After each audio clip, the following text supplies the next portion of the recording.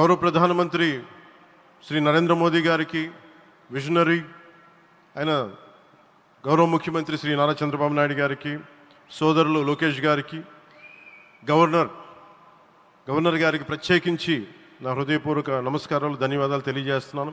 అలాగే ఇతర సహచరులకు, సభకు హాజరైన వారికి, రాష్ట్ర ప్రజలకు కూడా నమస్కారాలు తెలియజేస్తున్నాను. ఇక్కడ రైతులు భూమిని మాత్రమే ఇవ్వలేదు, రాష్ట్ర భవిష్యత్తును నిర్మించే ఆశలను, విశ్వాసాన్ని ఇచ్చారు. కానీ 5 సంవత్సరాల్లో గత ప్రభుత్వం ఆ త్యాగాన్ని అవమానించింది. 3 రాజధానులు అస్తవ్యస్త విధానంతో ప్రజల విఘ్నతని, అమరావతిని అగౌరవపరిచింది.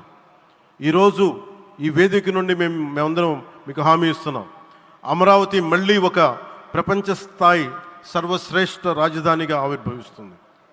అమరావతి ఒక ఆర్కిటెక్చరల్ జోన్, ఒక కాంక్రీట్ జంగిల్గా మిగిలిపోకుండా జవాబుదారీతనం, న్యాయం, ప్రజాస్వామ్యానికి ప్రతీకగా నిలవాలని ఆకాంక్షిస్తున్నాను.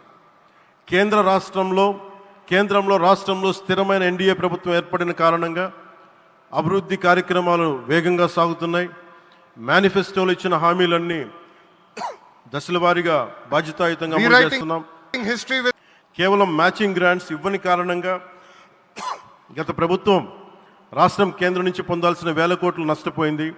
కానీ ఈ ప్రభుత్వం కోఆపరేటివ్ ఫెడరలిజం స్ఫూర్తితోటి, పరస్పర సహకారంతో పనిచేస్తున్నాం. రాష్ట్రంలో రహదారులు, రైల్వే, పారిశ్రామిక రక్షణకు సంబంధించి ఈ రోజున మన అమరావతియే కాకుండా రాష్ట్రంలో రహదారులు, రైల్వే, పారిశ్రామిక రక్షణకు సంబంధించి ఈ రోజున 1,07,00,000 కోట్ల విలువైన అభివృద్ధి పనులకి ప్రధాని గారు శంకుస్థాపనలు, ప్రారంభోత్సవాలు చేస్తున్నారు.